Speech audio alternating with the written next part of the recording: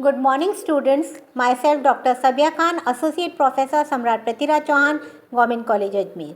So today I am going to explain you the feeding habits in fishes. So coming to the topic, what is feeding habit? The kind of the food which an animal species habitually imbibes during its life or at a particular stage of its development is called as a feeding habit. According to the Nikolsky, in the year 1963, the feeding habit of the fish is divided into two types. The stenophagic, that is when they are feeding on a few species of food. Europhagic, when they are feeding on the variety of the food. So, in the diagram you can see the division. The scientist Kerper Collius in 1933, he divided the feeding habit into three types: the natural food, the occasional food and the emergency food. While Nikolsky in 1963 divided into four categories: the basic food, the secondary food, the incidental food and the obligatory food. What is natural food of a fish? The natural food of the fish is plankton. Planktons, as you know, they are two types: phytoplankton and zooplankton. Now, the four categories of the feeding habit of the fish according to Nichols is the first is the main food, secondary food, incidental food and the emergency food. Natural food, it comprises of the food which is available in the pond, and it includes the detritus, that is the dead living organic matter, the bacteria, the planktons, the worms, insects, snails, aquatic plants and fishes. And their abundance depends upon the quality of the water. If the quality of the water is good, there will be abundance of food. What is supplementary feed? The feeds which are regularly distributed to the fish in the pond, and it consists of chief material locally available such as the terrestrial plant, the kitchen waste and the agricultural byproduct. So, the feed which is regularly distributed is called as a supplementary feed. Emergency feed, as the name indicates, when no basic food is available, the food which is present, the fishes, they utilize it for the physiological activities, and this is called as the emergency food or the alternative food. Secondary food, it is consumed by the fish when available. Incidental food, how, as the name indicates, that along with the water current, the food matter, it is entering the gut of the fish by accident. So, it is called as incidental. The major feeding habits. Coming to the major feeding habits of the fishes, they are categorized into grazer type, predators type, strainers, suckers and the parasites. What are grazers? In grazers, actually how they are taking the food? By bites. As you can see in the diagram, these bluegill fishes and the parrot fishes, they are taking the food by bites. So, they are called as the grazers. Predators.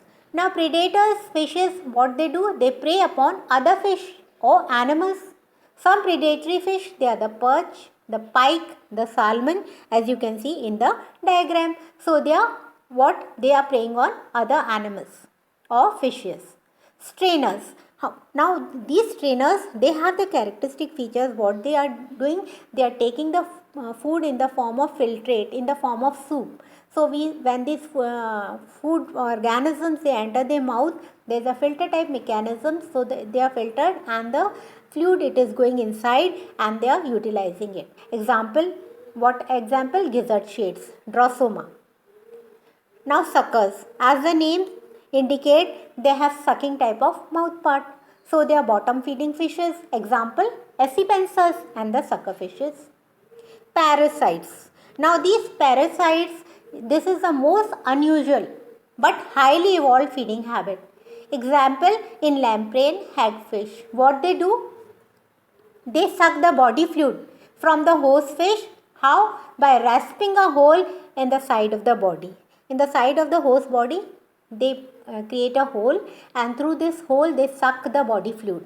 So, this is called as parasitic feeding.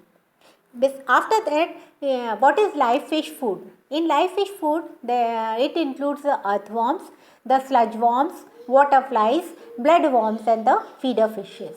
Food for larvae and young fish, it includes the infusaria, that is the protozoans and the microorganisms. And in case of newly hatched brine shrimps and microorganisms, and this is the most preferred type of food for the fishes, means the fishes, they love this food. Processed food, it is for aquarium fishes. Now as you see that in brine shrimps है, तो what happens, ये बिल्कुल it is a common food source fish के लिए बिल्कुल है adult form में, और egg when they are freezed and dry. तो brine shrimp is, it is a source of protein and carotene. What it is a color enhancer and act as a natural laxative in fish digestive system. Brine shrimp, they can also apply the fish with vegetable matters and due to the consumption of algae. Soybean meal, it is a high protein source for fishes and has become a substitute for traditional users such as marine animal meals. We can substitute it. This now spirulina, it is also very important. It is a blue-green algae plant and it contains a large number of vitamins, the beta carotenes, the color enhancing pigment, these essential fatty acids and 8 amino acids. So it is a complete food and it is a very nutritional food for fish growth and development. Whole wheat. Whole wheat, it includes the carbohydrates but it is not the best source of energy in fishes because it is only adding to the roughage of the fishes such as the goldfish, koi, etc. And it is a natural source of vitamin E which promotes growth and enhance coloration in the fishes, but it is not the best. Spirulina is the best. Now very important question, what is the scope and significance of food and feeding habit in fish? This question is asked. So this food and feeding habit of the fish, they are important biological factors. How?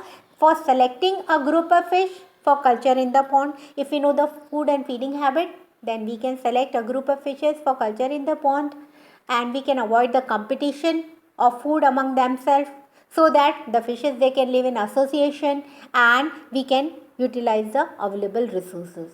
So if we know the food and feeding habit, it is very easy to culture the fishes in the pond and adding to the productivity, utilizing the resources. So these are the 4 factors. We will elaborate it and write it. In my next lecture, I am going to explain you the digestive system in the fishes and hope you have understood. I have explained you the food and feeding habit of the fishes, what type of feeders they are and what are the forms of food they are eating and scope and significance of food and feeding habit in the fishes. Hope you have understood. And now the question I am asking and you are going to reply in the comment box.